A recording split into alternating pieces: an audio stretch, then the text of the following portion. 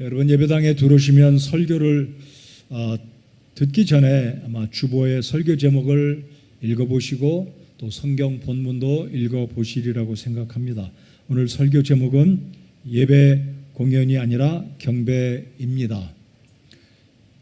이 시간에 저는 여러분을 향해 서 있고 여러분 전체는 저를 바라보고 있지만 때때로 제가 좀 부담이 될 때가 있어요. 많은 이목이 저를 보고 있으니까. 그러나 우리 모두는 우리의 눈과 귀는 저는 여러분에게 향해 있는 게 아니라 우리 주님께 향하는 우리의 눈과 귀가 되어야 하겠습니다. 오늘도 주님이 기뻐하시는 예배가 되기를 바라며 다시 여러분 알고 계시고 그렇게 믿고 계시겠지만 우리는 지금 공연장에 와 있는 게 아니고 예배를 보는 게 아니고 합당하신 영광을 받으시기에 합당하신 지존자이신 우리 아버지 하나님을 경배하고 예배하고 있습니다. 그렇습니까? 네, 보는 게 아니라 드리고 있습니다.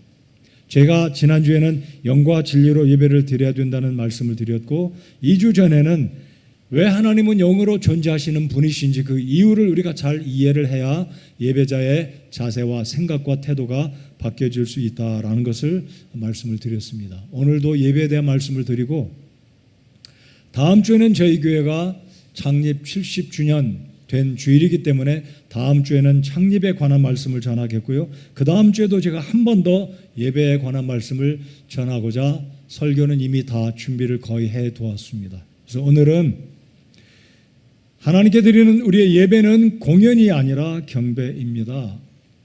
여러분 잘 알고 계시겠지만 이 의미를 생각하시면서 오늘도 주님 앞에 주님이 기뻐 받으시는 예배를 드리는 우리의 예배가 되기를 소원합니다. 여러분 무더위 가운데 한 주간 잘 지내셨습니까? 지난 주말에 있었던 여름 수양회 참 복되고 풍성하게 하나님 앞에 예배를 드리며 예배의 의미가 무엇인지 나는 예배자입니다라는 주제로 복된 시간을 가졌습니다. 오늘 레위기 10장에 있는 말씀은 수양회 기간 중에 둘째 날 아침에 아침 소그룹에서 나눴던 큐티의 말씀인데 조금 다른 차원에서 이 말씀을 함께 나누도록 하겠습니다. 기본 골자나 중심 내용, 중심 메시지는 동일합니다. 자, 이제 설교 본론으로 들어가겠습니다. 여러분 성경에 최초로 등장하는 제사는 여러분이 잘 알고 계시는 가인과 아벨이 드린 제사였습니다. 그들이 드린 제사는 구약 레위기에 근거되어 있는 율법에 명시되어 있는 제사는 아니었습니다. 율법과 연결지어서 생각하지 마시고 그냥 순박하게 순수하게 가인과 아벨이 하나님께 드린 제사는 어떤 제사였기에 우리 하나님은 가인의 제사는 받지 않으셨고 아벨의 제사는 우리 주님이 기쁘게 받으셨는지 개역성경은 연락했다라는 표현이 되어 있고 흠정역 성경에는 하나님께서 관심을 가지셨다. 관심은 어찌 보면 interest라는 측면이 아니고 영어 성경에 보면 respect했다라고 말씀을 합니다. 하나님께서 아벨의 제사는 존중하셨다. 의미를 부여하셨다. 이목을 거기에 두셨다. 이런 의미로 왜 하나님은 그러면 형제들이 동일한 장소, 동일한 시간에 거의 드린 그 제사에 대해서 형의 제사는 하나님이 관심을 안 가지셨고 동생 아벨의 제사에 대해서는 하나님이 관심을 가지셨는지 아마 많은 분들이 여러 가지 다양한 해석을 할 것이고 흥미를 두고 계실 겁니다. 흔히들 이야기하는 말로 아벨의 제사는 그가 양을 치는 목자였기 때문에 양의 첫 새끼를 하나님께 드려서 피를 흘렸기 때문에 우리 하나님은 죄를 용서하는 피의 제사를 믿음으로 드렸기에 아벨의 제사는 하나님이 받으셨다라고 그렇게들 알고 있습니다. 맞는 말이기도 하지만 틀린 말이기도 합니다. 그 이유를 제가 잠시 후에 성경을 찾아서 읽어보도록 하겠습니다. 자, 아무튼 아벨의 제사는 우리 하나님이 기쁘게 받으셨고 가인의 제사는 하나님께서 기쁘게 받지 않으셨습니다. 아무래도 누군가 주집사님 저 에어컨 팬을 좀 올려주세요. 성경이 이게 날아가기 때문에 설교하다가 제가 불편할 것 같습니다. 감사합니다. 자, 그래서 여기에 창세기 4장을 한번 열어보시겠습니다. 창세기 4장에 보시면 아벨과 가인이 드린 제사가 어떤 의미로 기록되었는지, 성경은 어떻게 기록하고 있는지 잘 볼 때 왜 하나님은 가인의 제사는 받지 않으셨고 아벨의 제사는 받으셨는지 그 원인을 찾아보도록 하겠습니다. 자, 4장 3절 5절을 같이 한번 보시겠습니다. 같이 한번 읽어보실까요? 시작. 시간이 흐른 뒤에 가인은 땅의 열매 중에서 주께 헌물을 가져왔고 아벨도 자기 양떼의 첫 새끼들과 그것들의 기름 중에서 가져왔는데 주께서 아벨과 그의 헌물에는 관심을 가지셨으나 가인과 그의 헌물에는 관심을 갖지 아니하셨으므로 가인이 몹시 분을 내고 그의 얼굴빛이 변하니라. 단순하게 쉽게 보실 때 가인이 예배를 드린 후에 하나님이 자신의 제사 또는 경배를 받지 않으신 것으로 분을 냈다는 이 5절 말씀만 보아도 가인은 잘못됐구나, 뭔가 잘못됐구나 라는 것을 보실 수 있는데요. 자, 핵심은 다시 말씀드립니다. 가인과 아벨 이 두 사람이 제사를 드릴 당시는 율법이 아직 전달되지 않았던, 율법이 없던 시대에 이들은 나름대로 가인은 토지에, 땅에 곡식을 경작해서 토지 소산을 가지고 하나님께 제사를 드렸고 아벨은 양을 치는 목자였기 때문에 양의 첫 새끼를 하나님께 드렸다라고 말씀합니다. 근데 핵심은 누구와 누구의 제물이 핵심입니다. 자, 그래서 아벨도 자기 양떼의 첫 새끼들과 그것들의 기름 중에서 가져왔는데 주께서, 잘 보십시오, 주께서 아벨과 그의 헌물에는 관심을 가지셨으나, 그러니까 하나님은 아벨 자신도 관심을 가지셨고 그가 드린 제물도 관심을 가지신 겁니다. 그러니까 예배자의 태도와 예배자 자체도 보셨고 예배자가 드렸던 그 제물이 무엇인지 주님은 동일하게 보셨다라는 것입니다. 자, 그런데 가인에게도 동일한 표현이 기록되어 있습니다. 가인과 그의 헌물에는 관심을 갖지 아니하셨으므로, 이 의미는 하나님은 가인이 드린 땅의 소산에 곡식으로 드린 그것에도 관심을 갖지 않으셨을 뿐만 아니라 가인 자체에도 관심을 리스펙트하지 않으셨다라는 말씀입니다. 일반적으로 리스펙트는 위에 있는 사람이 낮은 사람, 아래 있는 사람에게 그렇게 리스펙트하지 않습니다. 당연하게, 마땅하게 생각하죠. 근데 여기서 하나님께서 리스펙트했다는 의미는 이 가인과 아벨 그리고 그들이 드렸던 제물에 대해서 하나님이 기쁘게 받으셨지만 가인에게는 그리하지 않았다라는 겁니다. 아무튼 개역성경에는 연랍이다 표현됐고 흠정역 영어 성경이나 우리가 사용하는 흠정역 한글 성경에는 관심이라고 기록되어 있습니다. 자, 관심에 그렇게 큰 관심을 갖지 마시고 핵심은 왜 가인의 제사는, 그리고 가인은 하나님이 기뻐하지 않으셨고 아벨에게는 동생이라 측은히 여겨서 그런 게 아니다라는 것, 동일하게 똑같습니다. 누구와 누구의 제물, 누구와 누구의 제물, 하나님은 편벽되지 않았다는 것을 이 구절에서 발견할 수가 있습니다. 자, 그래서 이 구절은 굉장히 난해합니다.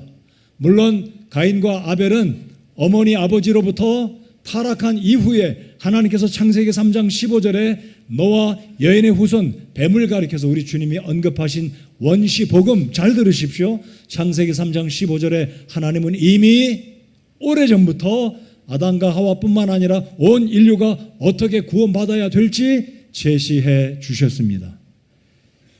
여인의 후손이 오시면 예수님이 십자가에 발뒤꿈치가 상해질 때 그때 피를 흘려지면 그 피로 말미암아 아담과 하와가 지었던 원죄도, 그리고 우리들이 지었던 자범죄도, 모든 우리들이 그릇되이 범한 모든 죄들이 피 흘림으로 용서받는다는 하나님의 죄 용서의 원리, 이 복음을 제시해 주셨기 때문에 아담의 아들과 이 두 아들 가인과 아벨은 알고 있었습니다. 자, 그렇다면 이 난해한 이 제사에 한 사람은 제사를 하나님이 기쁘게 받으셨지만 한 사람은 받지 않으신 이유는 해석을 어떻게 해야 될까요? 5가지 해석의 어떤 방법들이 있는데 그 5가지를 제가 다 말씀드리지는 않겠습니다. 여러분 성경을 읽으시다가 해석이 잘 안 되면 주석을 참조하실 수 있고 인터넷 들어가서 이렇게 AI를 통해서 물어보실 수 있겠지만 제일 좋은 방법은 이렇게 기억하십시오. 다른 성경은 어떻게 그 구절에 대해서, 그 사건에 대해서 신약은 어떻게 말하고 있는지 찾아보시고 대조를 해보면 어느 정도 성경적인 정답을 찾게 된다라는 겁니다. 자, 이 두 사람의 제사를 하나님은 한 사람은 받으시고 한 사람은 안 받으신 이유에 대해서 히브리서 11장 4절은 뭐라고 이야기하는지 히브리서로 건너가서 11장 4절을 보시겠습니다. 우리 같이 읽어보겠습니다. 성경이 있으신 분들은 자기 성경을 펴서 읽어보십시오. 자, 히브리서 11장 4절입니다. 성경을 찾으실 시간을 좀 드리겠습니다. 다 피셨으면 읽겠습니다.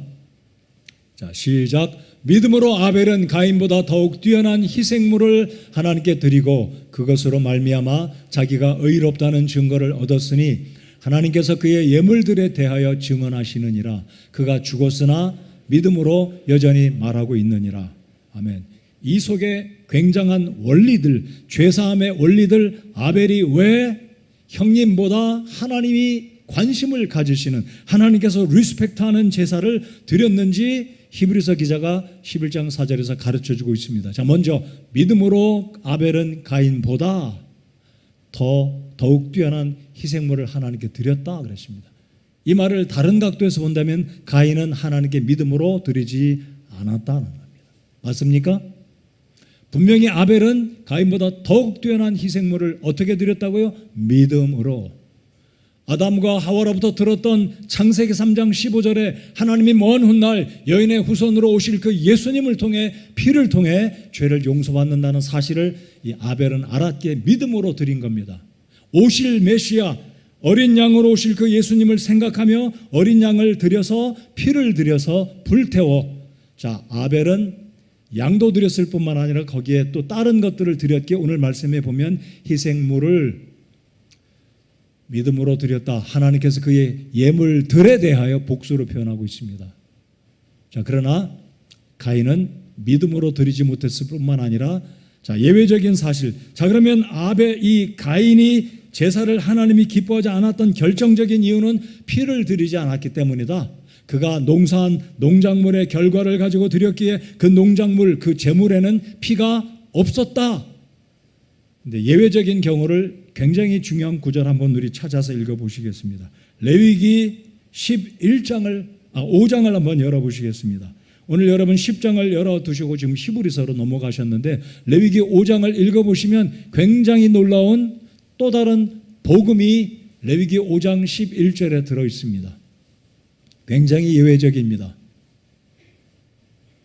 굉장히 중요한 구절인데요. 레위기의 5제사 7절기가 나오는데 5 제사들은 특별히 죄를 속하는 번제, 굉장히 중요한 구약시대 때 이스라엘 백성들로 하여금 동물을 들여서 피를 흘려서 우리의 죄가 용서받는 모습을 보여주는 게 번제 제사입니다. 그런데 여기 레위기 5장에 보시면 11절을 우리 같이 한번 읽어보시겠습니다.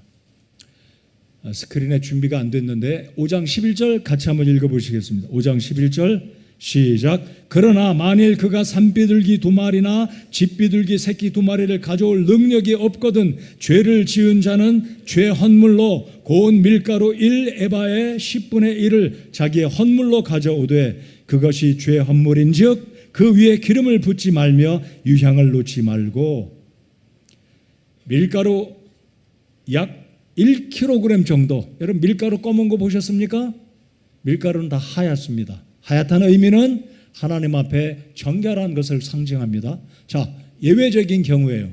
대부분의 모든 죄들은 신구약을 막론하고 반드시 피가 흘려질 때 그 사람의 죄가 용서받는 것이 하나님이 정하신 철칙입니다. 예외가 있어요. 근데 여기 여러분 11절 읽으셨는데 9절 10절 쭉 읽어보시면 8절에도 제사장에게 죄를 용서받기 위해 죄 헌물로 송아지나 염소나 어린 양을 드리는데 가난한 사람은 송아지나 염소 드릴 경제적인 여력이 안 되니까 비둘기 드려라.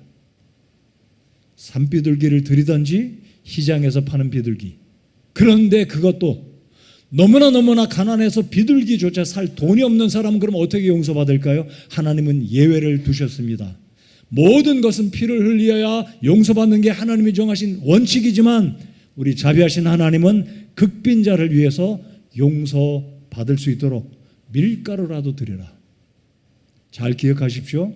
이게 레위기에 특별히 예외적인 속죄 죄를 위한 하나님이 예외를 두신 것입니다. 자, 이제 이거 기억하시고 히브리서 9장으로 넘어가겠습니다. 제가 히브리서 9장 22절을 찾는 이유를 말씀을 이제 드리겠습니다. 히브리서 9장 22절에 보시면 모든 죄들은 반드시 피가 흘려져야 용서를 받는다라고 언급된 구절입니다. 레위기에 있는 말씀을 히브리서 기자가 히브리서 9장에 다시 언급하고 반복한 구절입니다. 자, 여러분 9장 22절을 같이 읽어보겠습니다. 다 찾으셨습니까? 자, 정신 똑바로 차리시고 읽겠습니다. 시작. 율법에 따라 거의 모든 것이 피로써 깨끗하게 되나니 피 흘림이 없은즉 사면이 없느니라. 근데 22절의 뉘앙스를 잘 살펴보셔야 돼요. 거의 모든 물건이, 여러분 거의란 말은요 100%가 아니에요. 영어에서 almost와 all은 달라요. 모든 것과 거의 전부는 달라요. 맞습니까? 너 숙제했냐? 네, 저 거의 전부 다 했습니다. 그 말은 완성하지 못했다는 말이에요. 회사의 CEO가, 경영자가, 사장님이 부하 직원에게 어떤 임무를 주는데 일 다 했느냐 물으니까 네, 거의 다 했습니다. 그 말은 꾸중 듣는 거예요. 안 한 거예요. 다 하는 거예요. 여러분 이 말씀 잘 보십시오. 율법에 따라 거의 모든 것이란 피가 흘려져야 용서받는데 거의 모든 것 가운데 0. 몇몇 %는 예외가 있다는 거예요. 그 예외가 뭐냐면 히브리서 기자는 레위기와 연관된 굉장히 쌍둥이 책입니다. 그러면 레위기 5장 11절에서 가난한 사람들은 비둘기 살 돈이 없으니까 용서받지 못하기 때문에 우리 하나님은 그들을 용서해 주시려고 밀가루 1kg라도 바쳐라. 거기에 단지 기름 붓지 말고, 온전히 기름 붓지 말고 거기에 번제단에 태워라. 죄를 용서받는 예외를 마련해 두신 것을 히브리서 기자 9장 22절에 거의 모든, 영어에서도 그랬습니다. almost. 여러분 almost라는 것은 99%일 수 있고 99.999일 수 있어요. 그러나 0.0001은 퓨어하게 온전히 100%가 아니라는 거예요. 자, 기억하십시오. 죄 용서받는 것은 예수님의 보혈입니다. 근데 이 원칙은 오늘날 우리는 유대인들이 아니기 때문에 밀가루 들여서 용서받을 수 있다? 아닙니다. 오늘 이 시대 모든 세상 사람들은 오늘 이 시대 예수님이 오신 이후로는 예수님의 보혈만을 통해서 구원받습니다. 다른 거 안 돼요. 밀가루 수천 킬로 들여 안 됩니다. 이거는 예외입니다. 이 당시에 유대인들에게만 하나님이 허용해 주신 겁니다. 오늘 이 시대는 거의 모든 것이라고 말씀하셨지만 밀가루가 아니라 예수님의 보혈로 구원받음을 믿으시기 바랍니다. 예수님의 보혈이 아니면 아무도 구원받을 수가 없는 것입니다. 이 시대에 그런 겁니다. 노력이나 행위가 아니에요. 자, 그렇다면 아벨이 드린 것은 양의 첫 새끼로 하나님께 피를 드려서 용서받았고 아벨은 곡식으로 드렸기 때문에 용서받지 못했다는 말은 맞을 수도 있고 틀리다라는 이야기입니다. 그러면 핵심은 주께서 아벨과 그의 헌물에는 히브리어 원문에는 헤벨, 웨엘, 미느하토 그랬습니다. 아벨과 헤벨, 웨엘, 그의 헌물, 미느하토. 그러면 가인도 똑같아요. 가인, 웨엘, 미느하토 똑같아요. 핵심은 하나님은 아벨의 태도도 보셨고 그가 드린 제물도 보셨다는 거예요. 똑같이 가인도 그의 태도와 그의 마음 그리고 그의 제물도. 네, 가인은 히브리서 11장 4절에서 언급한 것처럼 믿음이 없었다는 거예요. 여러분 무엇으로 구원받습니까? 믿음으로. 오늘 이 시대 믿음으로 구원받지 않습니까? 그러니까 히브리서 11장 4절은 믿음으로 아벨이 드렸기 때문에 구원받았다. 그의 태도, 그의 자세, 즉 신약 성경적인 요한복음 4장 24절 지난주에 왜 우리가 영과 진리로 예배를 드려야 하는지 이게 서로 맞아떨어지는 겁니다. 아벨은 영과 진리로 하나님을 예배한 거예요. 그래서 히브리서 11장 4절에 믿음으로 드렸다는 의미는 믿음으로 의롭게 되는 이 진리를 아벨은 알고 있었던 겁니다. 그러나 가인은 정성이 결여됐었고, 왜냐하면 가인과 그의 제물은 하나님이 관심 갖지 않으셨기 때문에. 그러니까 가인의 문제가 무엇인지 여러분 이제 이해하셨으리라고 믿습니다. 자, 그렇다면 오늘 성경에 제가 나답과 아비후에 대한 설교 레위기 10장에 있는 말씀을 전하게 되는데 10장으로 다시 돌아오시겠습니다. 레위기 10장으로 돌아오시겠습니다. 자, 이 나답과 아비후가 하나님께 제사를 드리게 되는데 향불을 드리게 되는데 하나님이 허용하지 않은 이상한 불을 들여서 결국 성전 안에서 즉시로 죽임을 당했습니다. 잘못된 이상한 불을 들이다가 주께로부터 이 불이 나와서 주님께서 그들을 삼키셨다. 삼킴에 불이 나와 삼키셨다가 아니라 불이 주로부터 나와 그들을 삼킴에 그들이 주 앞에서 죽으니라. 굉장히 간단하게 기록됐지만 굉장히 무시무시한 사건이 기록된 겁니다.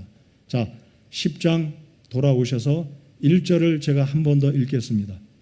아론의 아들 나답과 아비후가 각각 자기의 향로를 가져다가 그 안에 불을 담고 그 위에 향을 놓되 주께서 그들에게 드리라고 명령하지 아니한 이상한 불을 그분 앞에 드렸습니다.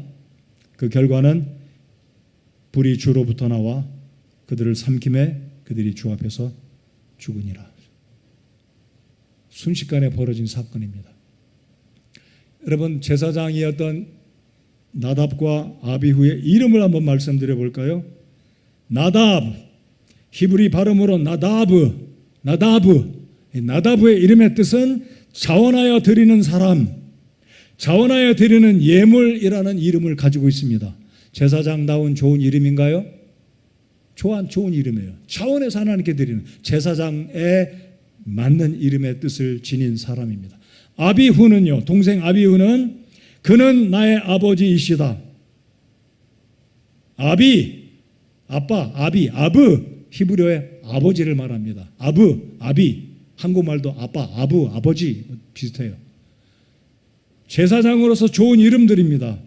자, 이 나답과 아비후의 아버지는 그 당시 유일한 대제사장이었어요. 이들의 큰아버지 모세도 레위인이었고 제사장이었지만 선지자였지만 대제사장은 아론 한 사람 딱이었습니다. 그리고 레위기 여러분 10장 앞으로 가서 7장 8장에 보시면 지금 글리 안 넘어가도 됩니다. 넘어가서 보시면 아버지 아론은 두 아들을 불러놓고 셋째도 있지만 두 아들을 불러놓고 제사장 임직식을 다 마칩니다. 그게 레위기 앞장에 나와요. 그러니까 제사장 임직식을 했다는 말은 제사장으로 성막에 들어가서 어떻게 하나님이 명하신 규례에 따라 하나님을 예배해야 되는지 너무 잘 아는 사람들이었습니다. 어려서부터 아버지 아론이 행했던 제사의 모든 제도들 이미 들었기 때문에 너무나 잘 알았습니다. 그리고 최근에는 제사장의 임직을 마치고 이제는 드디어 10장에서 성막에 들어가 하나님을 예배를 하는데 문제는 이상한 불을 가지고 하나님께 향불을 피워드리다가 순식간에 죽임을 당한 겁니다. 우리 하나님이 얼마나 이렇게 무서우신가요? 특별히 구약시대 때 우리 하나님은 공의로운 하나님이시기도 하지만 사랑의 하나님인데 특별히 제사장이 자기 방법대로 자기 생각대로 자기 뜻대로 하나님이 명하시지 아니한 이상한 불을 갖다 드릴 때 순식간에 죽임을 당했습니다. 자, 그러면 이상한 불이란 어떤 불일까요? 여러분, 화로가에 이게 보면 집에도 보면 진짜 불이 아니라 모형만 반짝이는 불 모양이 플레임이 보이는 그런 불이 있잖아요. 실제 열은 없고 실제 불이 아닌데 꼭 불같이 생기는 그런 불일까요? 이 시대는 그런 불이 존재하지 않았습니다. 여기에 있는 불은 그럼 무슨 불일까요? 번제단에서 가져온 불이 아닌 불이었습니다. 여러분, 하나님은 이 출애굽기와 레위기에 보시면 하나님의 성소에서 분향단에서 향불을 피워 주님 앞에 드릴 때 그 불은 반드시 번제단에서 불을 붙여온 그 불로 향불로 사용하라고 주님이 명시하셨습니다. 그러면 나답과 아비후는 이상한 불이란 번제단에서 가져온 불이 아니라 다른 곳에서 가져온 불이라는 거죠. 제사장이 편리한 대로 자기 방식대로 이 불도 괜찮겠지. 그러므로 우리가 기억해야 될 것은 우리가 드리는 예배는 공연이 아니라 우리가 드리는 경배는 하나님만을 위한 예배이기 때문에 영과 진리로 예배해야 된다는 이 원칙을 지난주에 이어서 3주째 계속해서 예배가 어떠해야 되는지 제가 지금 말씀을 드리는 것입니다. 여러분, 우리 방식대로 내 생각대로 이렇게 예배드리면 이게 옳다, 이것이 더 멋진 예배다, 이게 더 현대적인 예배다, 이게 더 최첨단의 예배다라고 생각할지는 모르겠습니다. 소위 말하는 열린 예배. 제가 설교 결론 부분에도 말씀드리지만 저희가 드리는 예배는 신약성경, 특별히 사도행전에 입각한 예배를 드립니다. 주기도문 없어요. 저 축도 안 합니다. 사도신경 더더군다나 없어요.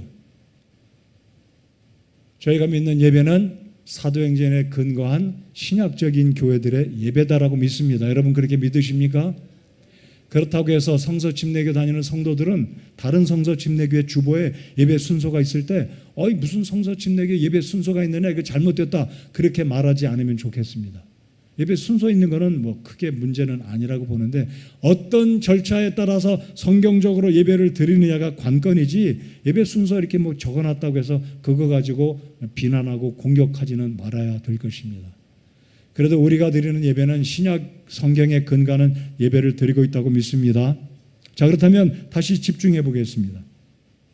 하나님께서 나답과 아비후를 통해서 보여주시는 이 성경적인 예배는, 그리고 제가 오늘 설교 서두에 상당한 분량을 시간을 소모해서 소개해드린 가인과 아벨의 제사, 율법시대 이전의 제사에 대해서 말씀을 드렸습니다.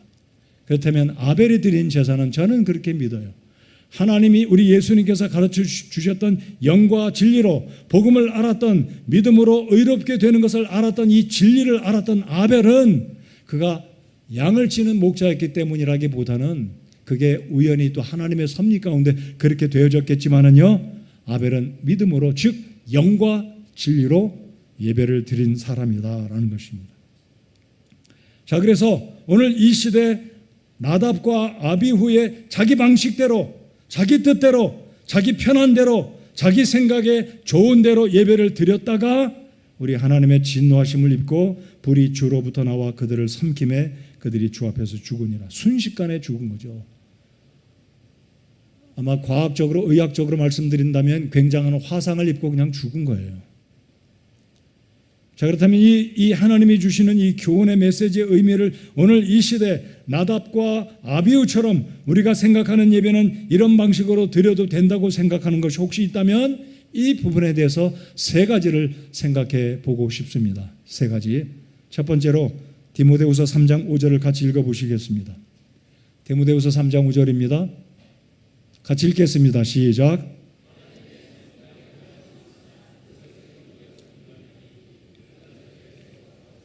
하나님의 성품의 모양은 있으나 저와 여러분이 거듭났다면 하나님의 성품에 참여한 자들입니다. 베드로가 언급한 것처럼 하나님의 성품에 참여했고 하나님의 거룩함을 우리의 삶 속에, 우리의 영과 혼과 몸 속에 가지고 살아가고 있습니다. 그런데 이 구절의 핵심은 하나님의 성품의 모양은 있으나 그리스도인이 됐긴 했지만 그 능력은 부인하는 자들, 혹시 우리 가운데 그런 성도들이 저와 여러분이 아닌지 우리 자신들을 이 시간에 돌아보아야 합니다. 이런 상태라면, 이런 모습으로 주님을 섬기고 있다면 우리가 나답과 아비후와 다를 바가 없다는 겁니다. 내 방식대로, 내 뜻대로 이렇게 하면 하나님이 기뻐하시겠지 착각하고 예배를 드린다면 형식에 치우치는 예배로 변할 것이고, 특별히 제사장 된 이들이 성전 마당에서 일하는 사람들도 아니고 성전에 있는 기명들을 닦고 관리하는 사람들이 아니라 직접 하나님께 제사를 주관하는 제사장들이 이상한 보를 드렸다는 것은 구원받은 그리스도인들이 우리 주님 앞에 나와 예배를 드릴 때 어떤 삶으로, 어떤 모습으로 예배를 드리는가 연관되어 있다는 것입니다. 사랑하는 성도 여러분들, 우리의 예배는 예배당에서만 예배가 아닙니다. 길을 가다가도 입술을 벌려 찬송을 드리고 감사 한마디 한 문장으로 주님을 영화롭게 하고 주님께 감사를 표현하는 것도 예배인 줄 믿으시기 바랍니다. 그래서 우리가 그렇게 살아야 됩니다. 범사에 감사하고 주님께 감사하고 영광을 드리는 것, 그것이 개인적인 표현이지만 그것이 우리가 드려야 하는 예배이고 그것이 영과 진리로 주님을 기쁘시게 하는 예배의 원칙이다라는 겁니다. 근데 오늘 이 말씀에 보면 하나님의 형상, 성품, 이런 모습들, 거룩의 모습들은 있지만 능력이 부재하는 삶, 우리의 모습이 그러하다면 나답과 아비후가 이상한 부를 드리는 것과 같다라는 겁니다. 하나님 앞에 우리가 주님을 예배하는 예배자로 살아갈 때 경건의 능력, 경건의 모양, 하나님의 성품의 모양은 있지만 능력을 부인하는 것과 다르지 아니하다라는 겁니다. 오늘 우리 교회 안에 찬양과 기도가 있고 하나님의 말씀이 예배 시간에 설교 때 증거되어지고 있습니다. 이 예배 가운데 하나님의 진정한 임재와 거룩함에 대한 경외함과 사모함이 부인되고 무시되어진다면 나답과 아비후가 하나님께 자기 방식대로 편리에 따라 드린 것과 다르지 않다라는 것을 꼭 우리는 기억해야 하겠습니다. 감동적인 예배를 드렸다고 말하지만 하나님을 향한 거룩한 두려움과 하나님 앞에 회개와 순종이 없는 모습이 우리의 모습일 수가 있다는 것을 인정하는 우리 자신들이 다 되어야 한다는 것입니다. 그래서 우리 주님이 지난주에 요한복음 4장 23, 24절에 살펴본 것처럼 하나님은 영이시기 때문에 하나님께 경배하는 자들은 영과 진리로 예배하라고 우리 주님이 가르쳐 주신 줄을 믿습니다. 자, 두 번째로 이 나답과 아비후가 자기 방식대로 이상한 불을 드린 것은 마치 무엇과 같겠습니까? 하나님 자신보다 우리 자신 중심적인 예배를 드리고 있을 때 하나님의 형상, 하나님의 성품은 있지만 능력을 상실한, 능력을 부인하는 자들과 동일하게 될 수 있다는 것을 기억하는 우리가 되어야 하겠습니다. 하나님 자신보다 우리 자신 중심적인 예배를 드리고 있다면 제가 정말 누누이 강조하고 싶은 게 예배는 보는 게 아니라 드리는 겁니다. 우리 한번 옆에 사람에게 그렇게 정말 그런 마음으로 그런 심정으로 우리 한번 이야기해 봅시다. 예배 보지 말고 드립시다. 드리는 거예요. 예배를 보면 관객이에요. 예배를 보면 공연 중입니다. 여러분 공연장에 와 있는 겁니다. 제가 PD이고 제가 감독이고 연출자고 여러분들 조연이고 주연이고 우리 모두는 관객이고 배우자이고 감독이고 다 사람들이에요. 우리의 예배는 사람들이 한 분 하나님께 드리는 겁니다.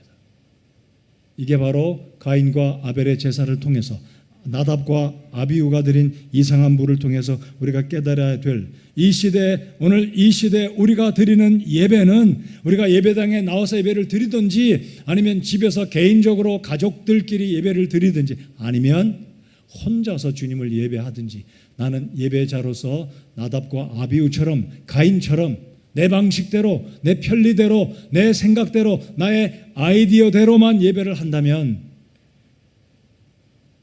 하나님 중심적인 예배가 아니라 하나님이 주 되신 분이 아니라 내가 거기에 있는 내가 관할하는 내가 주제가 되는 내가 주체가 될 수 있는 잘못된 예배를 드리게 된다는 것을 우리는 기억해야 합니다.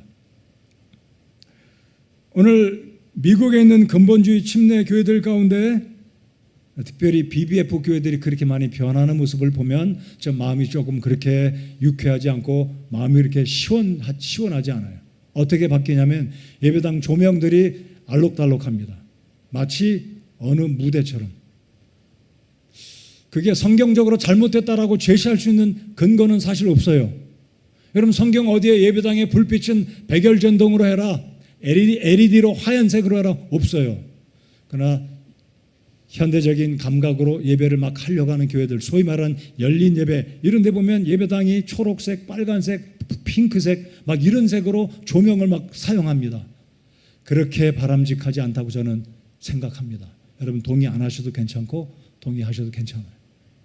그러나 우리의 예배가 하나님이 기뻐하시는 성경적인 예배를 드려야 되는데 사람 중심으로 사람을 기쁘게 하고 사람의 이목을 끌게 하려고 관심을 끌게 하려고 아니 사람들에게 감동을 주려고 인위적인 방법으로 하는 것은 바로 나답과 아비후가 드리는 예배와 같다는 거예요.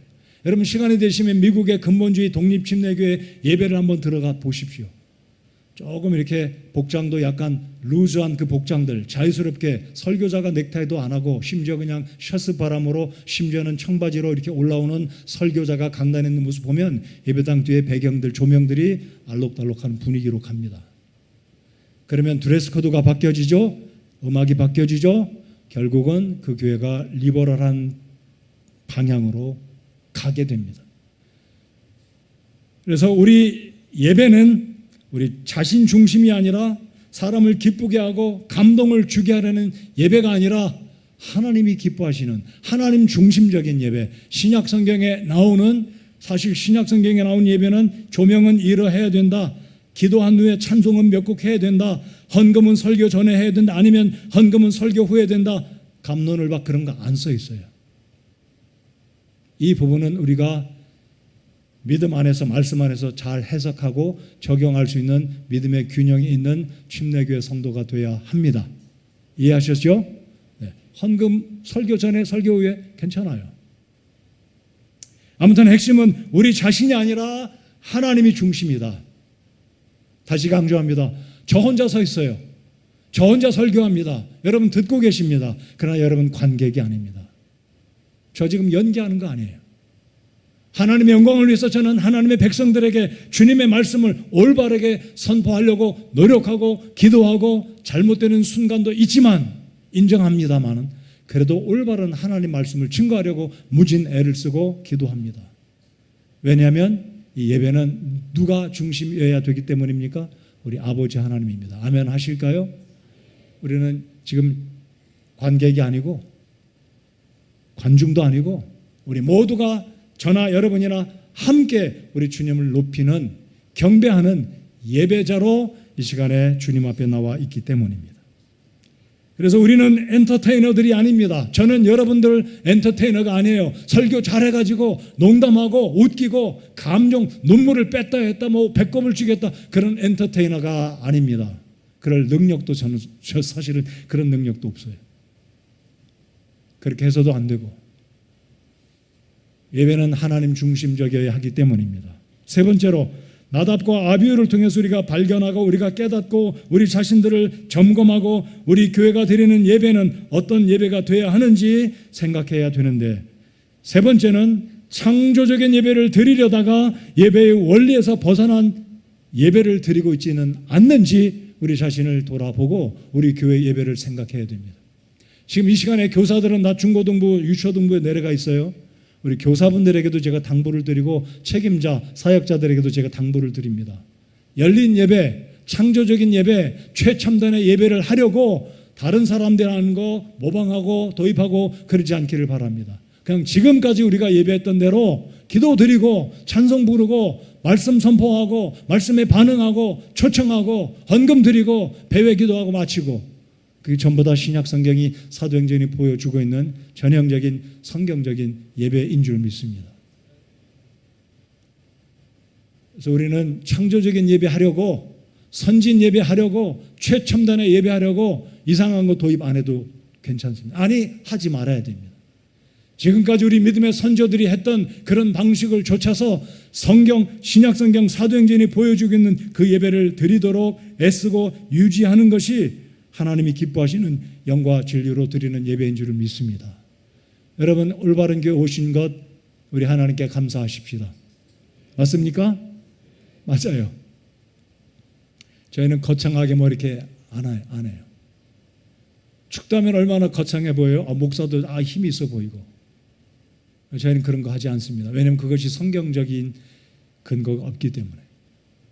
그래서 오늘 나답과 아비후를 통해서 우리가 우리 자신들을 돌아보고 우리들이 드리는 예배는 어떤 모습인가?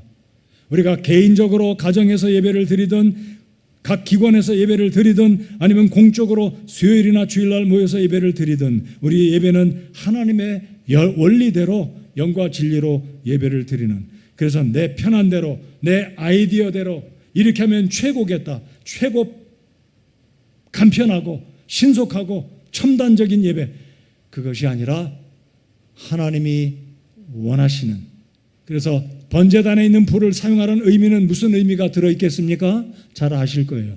번제단은 죄가 용서되어지는, 죄가 불태워지는, 죄인들이 죽임을 당하는 그 번제단에 있는 불을 드릴 때 우리 하나님 앞에 올려드리는 그 향도 향기로운 향이 되어서 우리 주님을 기쁘시게 하는 향이 될 것입니다. 여러분, 성막 안에서 드려지는 향은 성도의 기도를 상징합니다. 근데 여러분, 레위기를 잘 읽어보시면 그 향의 재료를 하나님이 알려주셨습니다. 무엇과 섞어서 써라. 근데 그거 흉내 내려고 하지도 말고 너희들이 만들려고 하지도 말라. 그러다가 죽는다. 주님이 경고하십니다. 모방하지 말라고 하세요. 그리고 정확하게 하나님께 향불을 드리는 향재료 하나님이 비밀에 그냥 비밀에 감춰두셨습니다. 흉내도 내지 말라고. 왜냐하면 우상 숭배할까 봐. 헛된 제단에 향불 드릴까 봐. 아무튼 다른 거 드리면 죽음이에요. 오늘 이상한 불 드리다가 죽었습니다. 그리고 하반절에 내려와서 보시면 9절, 10절 쭉 내려와서 보시면 7절에도 우리 주님은 계속 경고하십니다. 너희가 죽지 아니하리라. 이렇게 행하라. 이렇게 하지 말아라. 주님이 말씀하십니다. 그러므로 이 모습은 신약적인 예배 원리를 말씀드리면 간단하고 명료하게 말씀드리면 우리 주님이 지난주에 말씀하신 요한복음 4장에 영과 진리로 그 속에 다 들어가 있어요.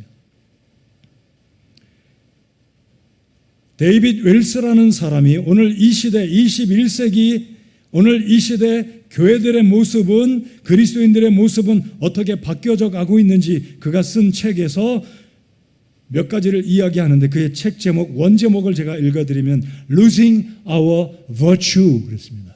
Losing 잃어버린다 Our Virtue 우리의 덕목들 우리의 윤리들 우리의 아름다운 모습들 왜 그리스도인들과 오늘날 21세기 교회들이 Losing Our Virtue라고 말하고 있나요? 한글 책 제목으로는 윤리 실종입니다.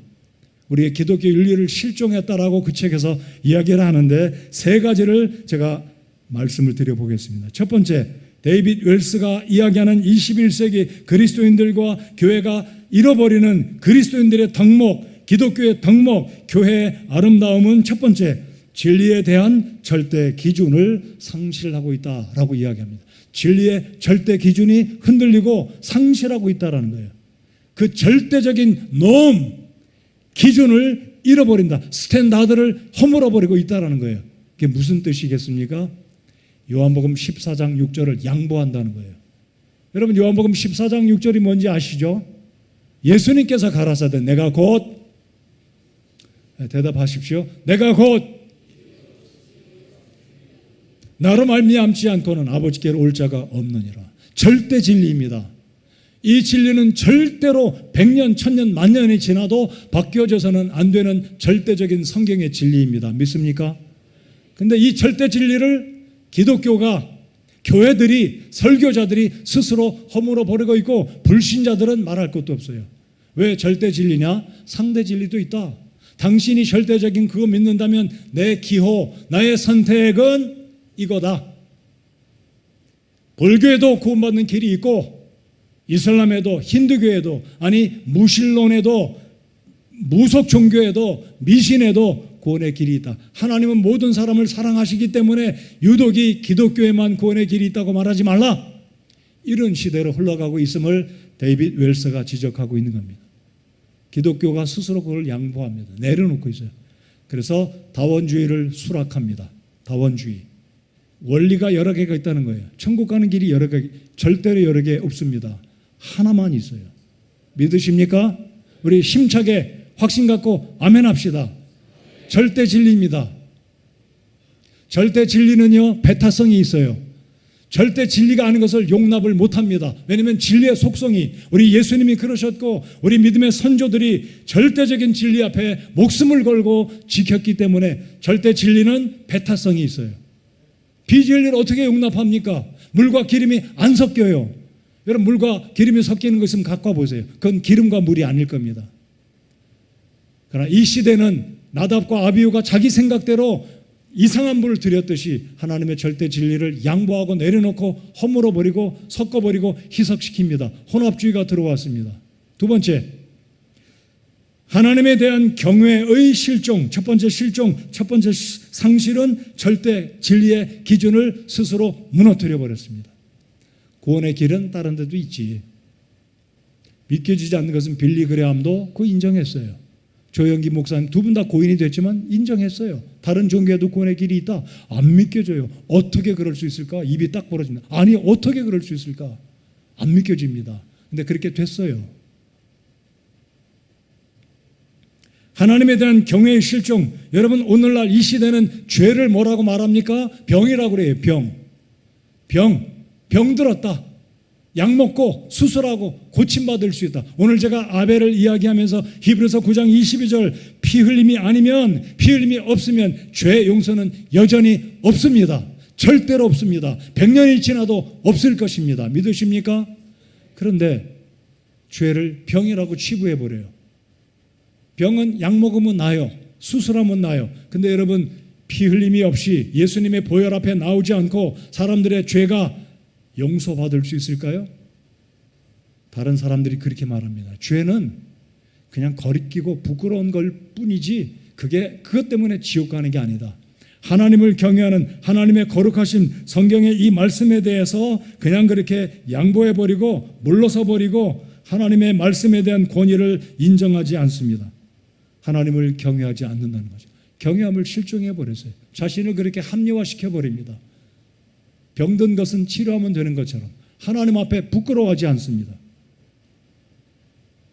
하나님은 분명히 동성애에 대한 말씀을 제가 또 드립니다만은요, 분명히 구약 성경은 동성애자들을 돌로 쳐 죽이라고 분명하게 매우 엄중하게 주님 말씀하셨습니다.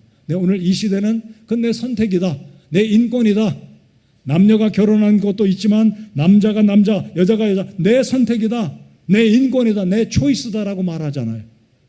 아닙니다. 하나님의 말씀은 긴 건 기고 아닌 건 아니에요. 세 번째로 감정 중심의 신앙으로 대체 수용되어지고 합리화되고 있습니다. 그래서 오늘 이 시대는 절대적인 진리, 하나님 앞에 죄에 대한 기준들, 그리고 내 양심, 나의 인권, 이런 문제를 가지고 하나님의 말씀과 하나님의 권위, 성경의 진리를 무너뜨리고 허물어버리고 자기 방식대로, 누구처럼요? 나답과 아비후처럼 하나님을 다른 불로, 이상한 불로 예배하고 있습니다. 예화를 하나 드려보겠습니다. 어떤 약사가 있었습니다. 그는 잘 아는 친구, 지인이 있었는데 몸에 질병이 들어서 병원에서 진단을 받고 이 의사가 내려준 처방, 그 환자에게 정확한 진료를 마친 후에 그 환자의 회복을 위해서 처방전을 발부했는데 처방전을 가지고 자기 친구를 찾아갔습니다. 약사 친구는 자기 친구를 너무나 잘 알아요. 이 친구는 뭐가 약하고 무슨 습관이 있고 이런 평상시 이런 약함이 있다는 걸 잘 알기에 처방전을 들여다보지도 않고 읽지도 않고 자기 방식으로 하면 자기 친구의 병이 나을 줄 알고 자기 방식으로 처방을 해서 약을 주었습니다. 이 친구 환자가 약을 먹습니다. 나았나 싶더니 이게 점점 열악해지고 점점 몸이 망가지고 안 좋아졌습니다. 그래서 묻습니다. 너 도대체 처방전을 줬는데 처방전대로 약을 지었느냐? 아니지. 난 너를 너무 잘 알기 때문에 처방전 볼 것 없어. 내가 너무 너를 잘 알아. 이렇게 하면 되겠습니까? 의사가 정확하게 환자의 진단을 마치고 굉장한 검사를 통해서 최첨단의 과학적, 의학적인 근거를 가지고 약을 먹으라고 처방전을 내렸건만 약사가 처방전을 무시하고 나름대로 임의대로 약을 준다면 이거는 안 되는 일입니다. 우리 하나님은 어떻게 예배하라고 우리에게 말씀해 주셨습니다. 물론 나답과 아비후는 구약시대이기 때문에 우리와 또 다른 시대, 가인과 아벨은 율법이 있기 전의 시대를 살았지만 우리와 또 다른 시대에 살았지만 성경의 원리는 신약적인 원리로 볼 때 결국 우리 주님 말씀하시기를 영과 진리로 예배하라고 말씀합니다. 다시 강조해 드립니다. 우리의 예배는 창조적인 예배가 되지 않아도 괜찮습니다. 사람을 기쁘게 하고 감동을 많이 주지 않아도 괜찮습니다.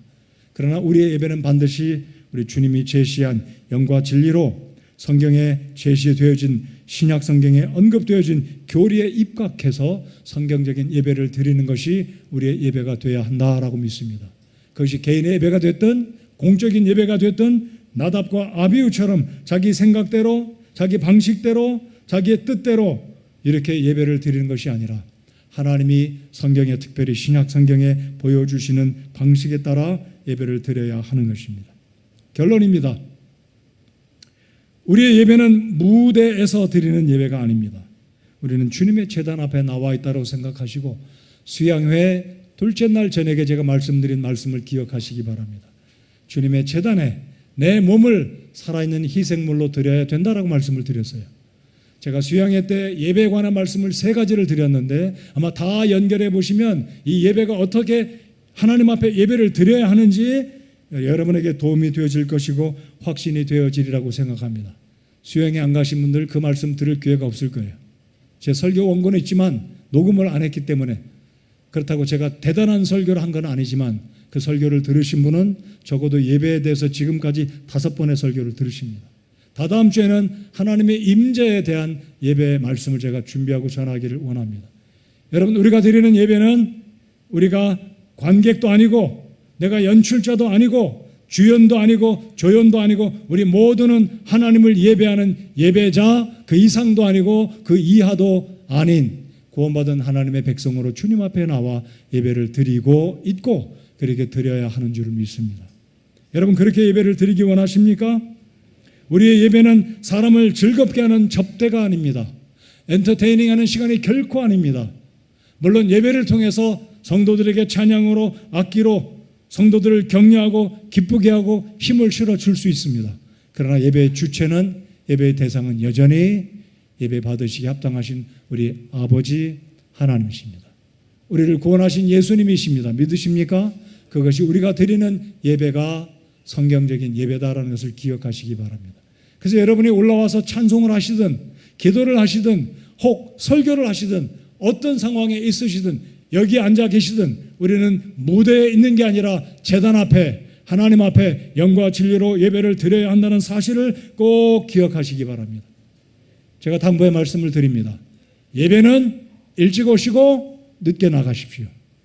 무슨 의미인지 이해하셨을 겁니다. 따라서 해주시면 고맙겠습니다. 일찍 와서 늦게 나가자. 예배 마치면 총알같이 나가지 마세요. 오늘 주님이 찬송을 통해서 내게 어떤 감동 주셨는지, 오늘 목사님이 전한 말씀이 내게 어떤 하나님의 울림이 있는지 생각해 보셔야 되지 않겠어요? 뭐가 이렇게 급하다고 총알같이 나가십니까? 섬기러 나가시는 건 이해가 돼요. 적어도 80% 이상은 남아서 조금 더 묵상하시고 생각하시고 하나님께 반응하는, 오늘 어떤 대표자가 기도했는데 그 기도의 내용이 나를 향해서 주님이 들려주시는 성령님의 음성이다라고 생각하시고 일찍 왔다가 늦게 나가시기 바랍니다. 그런데 어떤 분들은 거꾸로 해요. 늦게 왔다가 나가버려요. 그게 예배인가요? 그게 예배자인가요? 제가 오늘 일부 예배 때도 그랬습니다. 앞으로는 제가 나이를 물어나고 예배 시간에 핸드폰 들여다보면 제가 꾸중하겠다고 얘기를 했어요. 절대로 예배 시간에 핸드폰 그냥 집어넣으세요. 어디에 그냥 집어넣으시고 핸드폰에 관심 갖지 마세요. 5분이라도 있을 때 기도하시고 성경 읽으시고 기대하시고 영으로 주님 앞에 예배되어지는 오늘 아벨처럼, 아벨과 그의 재물은 하나님이 관심 가지셨더라. 일찍 와서 늦게 나가십시오.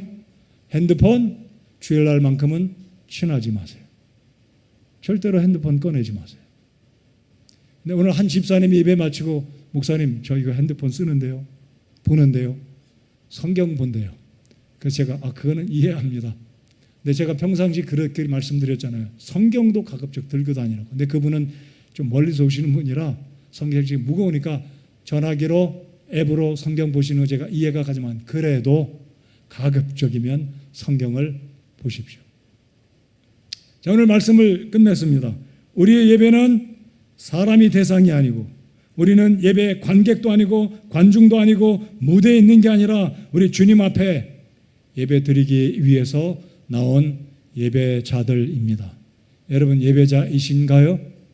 우리를 구원하신 우리의 예배를, 나의 예배를 받으시기에 합당하신 우리 주님을 높여드리는, 하나님이 기뻐하시는 그런 예배를 드리는 나답과 아비후가 아니라 내 방식 내 뜻대로가 아니라 원칙대로 주님이 말씀하시고 있는 성경의 원칙대로 예배를 드리는, 그래서 하나님이 기뻐하시는 예배를 드릴 때 우리 주님이 기뻐 받으시는 우리의 예배가 연합됨으로 하나님이 영광 받으시는 그런 예배를 드릴 수 있는, 살아있는 예배를 드리는 성서침례교회 예배와 저와 여러분들의 예배가 되기를 정말 소원합니다. 하나님을 예배하기 힘쓰며 사랑하는 성도는 삶의 의미와 목적을 발견하고 기쁨과 참된 만족을 발견하게 될 것을 확신하고 또 확신합니다. 우리 같이 일어나서 찬송하겠습니다.